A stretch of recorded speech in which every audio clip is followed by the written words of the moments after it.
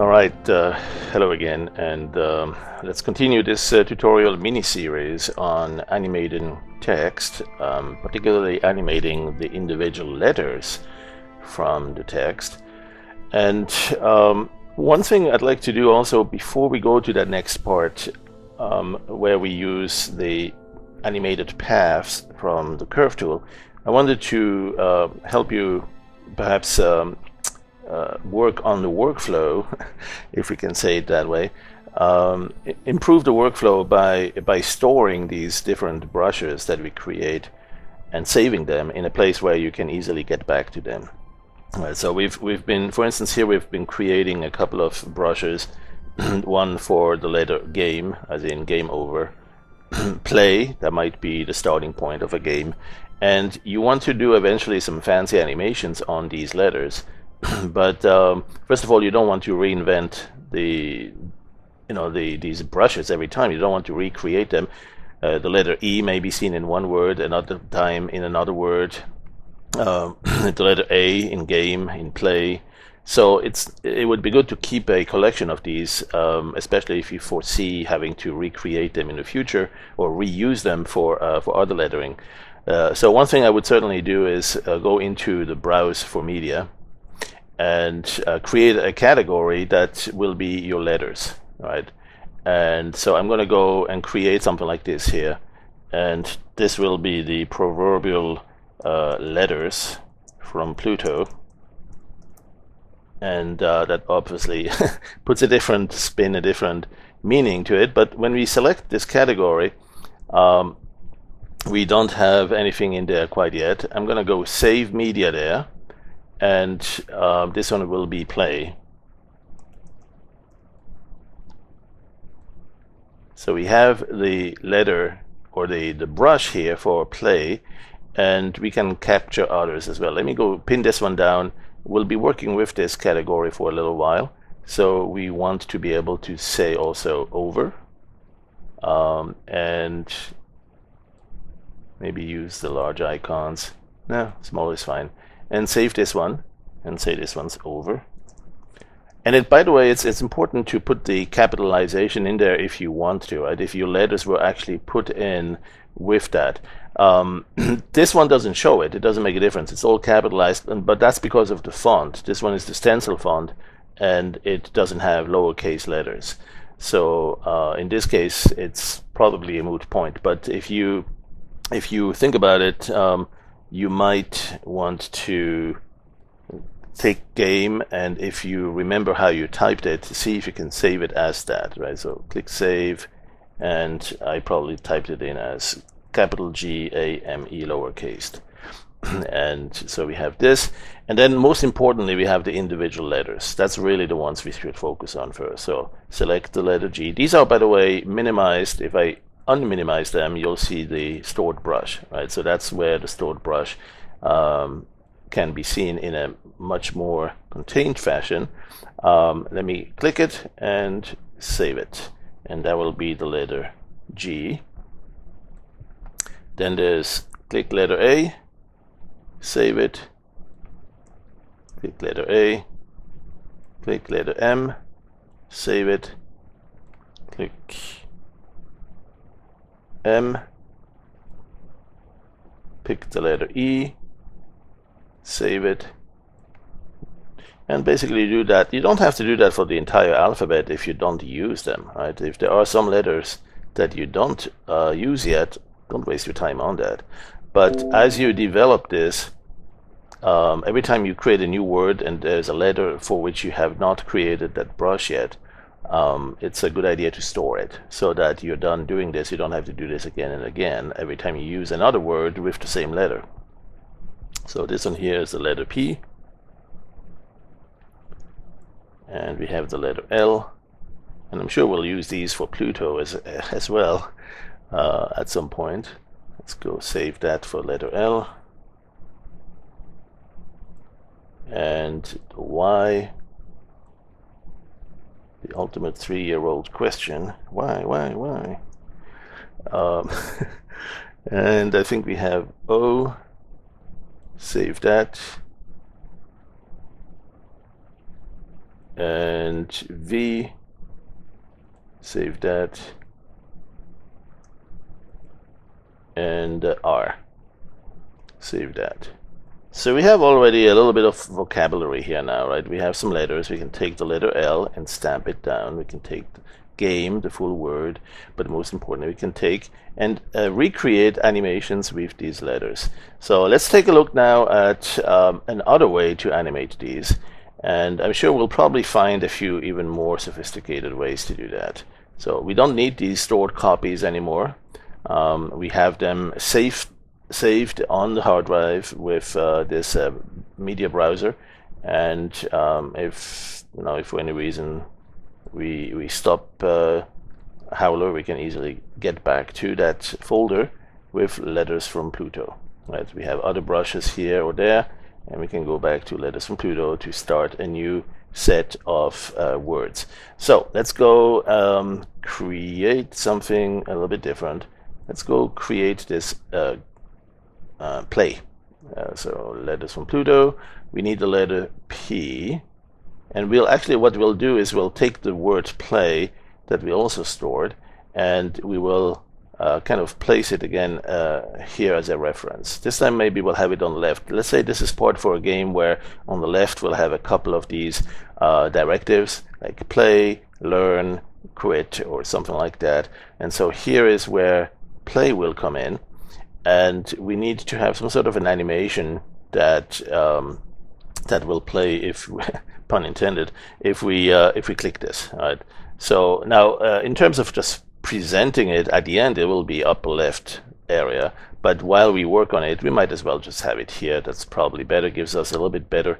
I don't know, that's really up to you how you decide to do that. One thing also, you may want to change the size. This may be big initially, but maybe you want it a little bit smaller. So go back to storing it, store this, and play with the size.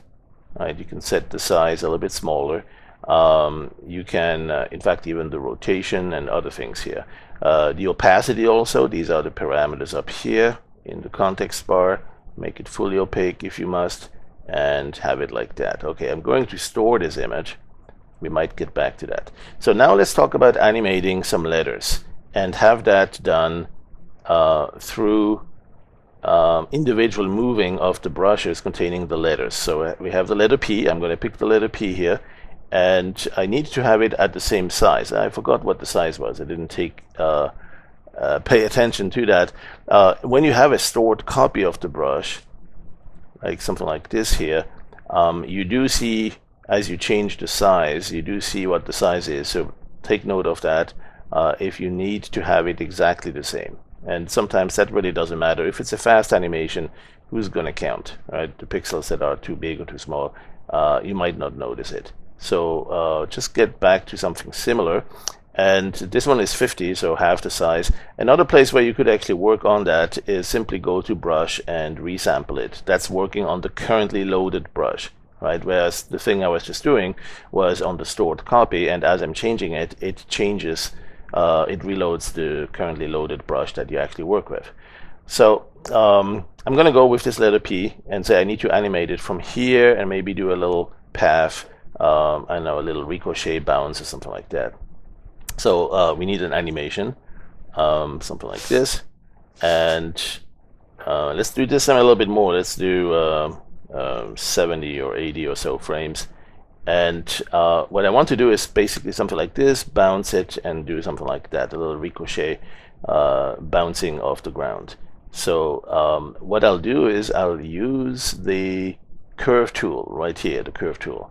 Right? And with the curve tool, you get to place points, and they define a path. And as soon as you have 4 points or more, the path becomes an interpolated curve. You have a cut mole, you have a B-spline interpolation, but you can also keep it straight line. You can go one of these options here, there. This one is a toggle to make this a polygon. This one here is a toggle to make it a closed curve.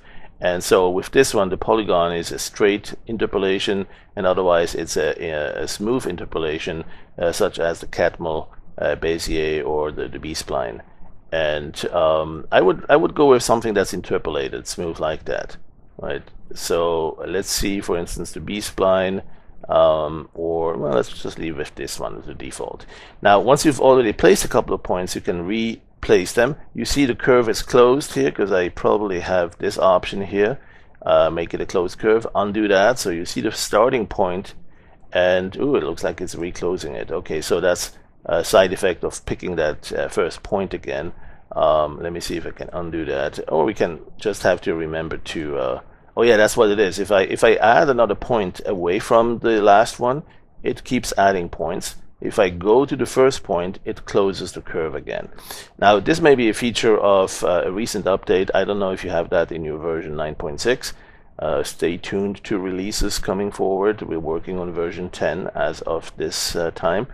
So one thing I'll do is I'll create a path with this that tells it to go bounce off the ground here. All right, so take these points. Let's make this move a little bit to the side for now. Actually, we can dismiss this right now. We don't need it. We'll go something like this. And maybe there are too many points here, so we can delete some of them. There is some tool here to delete points. Start over with new curve. Be careful with that. So now I'm in delete mode, and I'm deleting the points that I'm picking. Let's go back to this mode here is to move the points. So I can go perhaps move it out of the scene, something like this. Leave it outside of the frame. And basically you want to have sort of a damping curve that's gradually coming down here. Now maybe even down, let's zoom out a little bit, all the way down to the bottom of this. There. All right, and so the idea is now with this curve in place, how do we move the letter P? It's the current brush, right? We have selected the letter P. We can now go and render it across that. Now, normally when you do that, it will render it, stroke a brush along the path, like this. So the letter P moves along this path. That's fine, but it's not quite where we want to be in the end. So let's undo that. Let's see what else. There is an option here for painting a brush along the path. That's also changing size. Well, this is a custom brush, so we need to allow it to transform, to change the size. So let's undo that and go to the settings where we see the custom options and allow transforms. There's actually a shortcut here somewhere also, TR. When you do that, you'll see this one checked. And so that's to allow custom brush transform. And the reason for that to be requested or required is that in the old days, computers were too slow to transform large images. Even nowadays, you might, if you have a very large custom image, it may take a little while to do so. So you may need to give us permission to do so and spend some time transforming, rescaling, rotating these images from the brushes, especially if it's animated brushes. That would still make sense. So with that in mind, let's go and brush it along that, and you'll see now it's doing a brush stroke in which the size is changing. Still not what we want. Undo that. There is also one to render this into alpha, into the selection mask, or fill it with, fill the shape. Well, this is not a closed shape. It's not what we're looking at. There's an animate brush along the path. Now that's what we're looking for, right? So let's go and do so. There's a couple of other options here, not those. There are some more options here. And there are some that also relate to animated, stroking an animated curve or filling the selection across the animation. Well, we don't want the stroke because that's the one that's going to make it change size over the path. So we'll take the regular animation. Right, let's go this one here, right there. Animate brush along the path. And so now it's rendering this, you can see it here in the preview, there's something that's changing. And sure enough, here's the letter P going along those. And so that's the first part. Now we need to select the next letter. Let's go with the letter A and define another path for it. Right. So this one perhaps will actually move. We'll go. Oh, that's the letter A, not the letter L. We should do the letter L, but I've selected. Well, let's do that. Let's fix it. Letter L. There it is. And go to the curve. And select, okay, letter L will go here, and this one maybe will do a very different thing. It will go something like this, and it will disappear outside here, right? And go and play it. So now we have this little animation here. Oh, we didn't set the size. All right, so now here's where we really should have taken a step in between to store the current animation. All right, do yourself a favor. I'm just going to have to live with it here for the rest of the tutorial, but you do want to create steps, store the animation every once in a while. Let's do this one here, store to disk, and we'll do the letter A. So here's the stored animation that we currently have, and by the way, we'll be able to fix this just going one frame ahead, adding a section here and placing this image that we had stored earlier. And so now we have at least this very first image is okay. No, actually it's the wrong one here. Okay, so we need this one. Let's delete this one. Let's go to the front, first frame, insert, go to that first frame, make sure we select it after having inserted one there, and now restore this stored image. There you go. So now we have a clean image, and we can actually do that a few times now from that one. So we have a few clean images, and then we start animating. So you see this thing happening. The letter L pops up to a bigger size in the animation, but at the beginning we have it all just fine. So yeah, this is a good way to live with it. So I'm going to go and store that animation. And then we can go and destroy this one. Don't need that anymore. And so with this animation, let's do the letter A. Where's my letter A? There it is. And same thing here, we may need to change the size. This time I'm going to go to the brush resample so we can see how that also allows you to change the size, but it shows you the bounding box, and we didn't set the bounding box just the small letter A. It was from the original P for play, so that one's a little bit difficult, a little bit different if we use it at that level.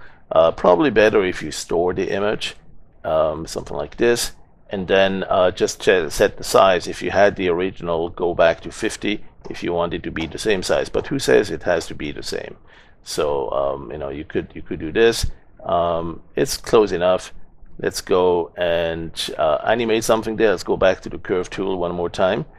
This time is on A, and this one is going to do a zigzag. So let's go left and right and left and right and left and right, and even back up and then back down here. All right, so let's render this animation, and there we go. So we have an animation like this, and the letter L, I don't know, maybe this one again is going to be the renegade and it's going to do something totally different. So maybe that's one where we don't use a curve tool. Or maybe that is one where we do use a curve tool, but we want to do also some additional transforms. So perhaps in another tutorial we'll explore some other capabilities, because we do have some other settings here, the fill settings, gradients, rotor tools in particular here. So with the rotor tools you might be able to do some extra interesting things. Let's not work on that for now. Let's do just one more last one. So we have the letter Y. Let's go grab it. We had stored that down here somewhere. It's great to have it in alphabetic order. Letter Y. Let's keep it also big as it's starting to animate, and this time we'll create a path. Let's create a new path. So when you get the curve tool here, let's just delete everything, start over with a new curve, and click here for the first one. Let's click oh wait, I need to go to insert mode there, add points. So click here for the first point, perhaps stay there for the second point. So you click here and then actually bring it to the same place, and then click here even for the third point. So it creates a delay before it's actually starting to move. It appears to be staying at the same place, and then it just like drops down, right? And then it kind of disappears. So you could do that, even have it totally on the outside. There you go. So let's go run the animation, and you basically will see that it boom, suddenly just moves. And you could also do this one with a straight line interpolation, so you have a better predictability as to when it's moving. So what we'll do is perhaps go back to that first frame and insert a few more. This one here, insert it a few times. And in fact, I would recommend doing that a few times, a bunch of times. So you have, if you have 10 frames or 20 frames, you almost have a second delay if you play the whole thing at 30 frames a second. So you could go, let's go back out of the curve tool. Now we don't need to see this curve anymore. Let's go back to the regular brush. And you can see this one here. Let's go select from here to there. So select in, go select out.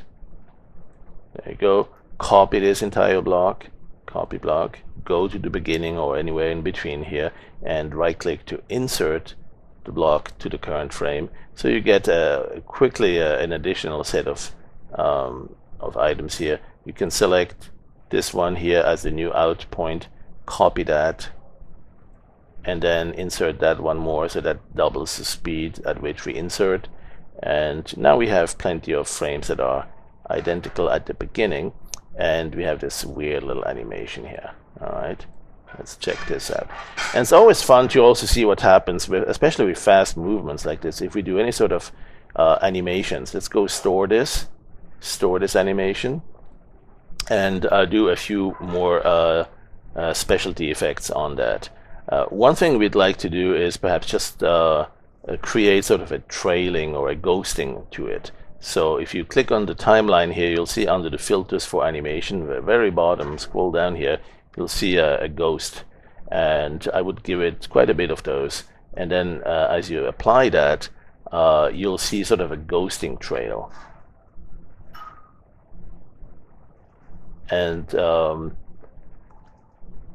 this one's interesting because it's playing backwards as it's rendering it. So once you see this, there.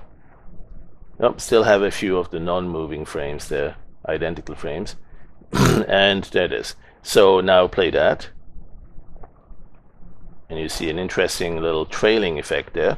All right, so that's an interesting one. If you didn't like that, you can undo that, or again, you need to store it or save it to AVI and whatnot.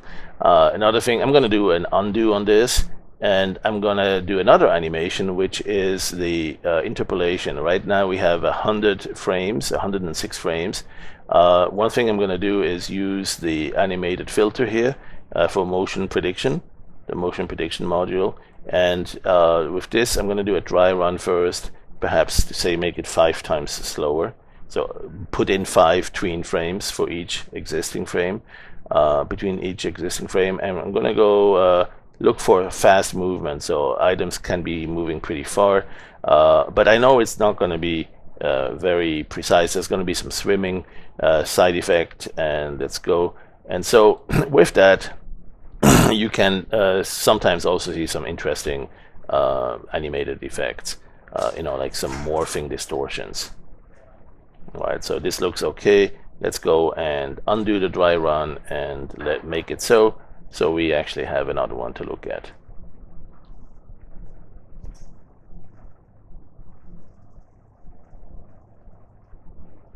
And so, the motion prediction module was not intended for this kind of very fast action, fast movement, but it can actually be useful if you want it to become noisy and disrupted.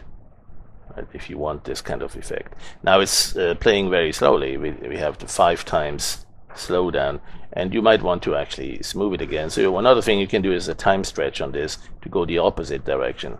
Right click here to time stretch, and in the time stretch, say you want it half and half again, so you're back to about 100. Let's make it even faster than it was before. Let's make it 70 frames total.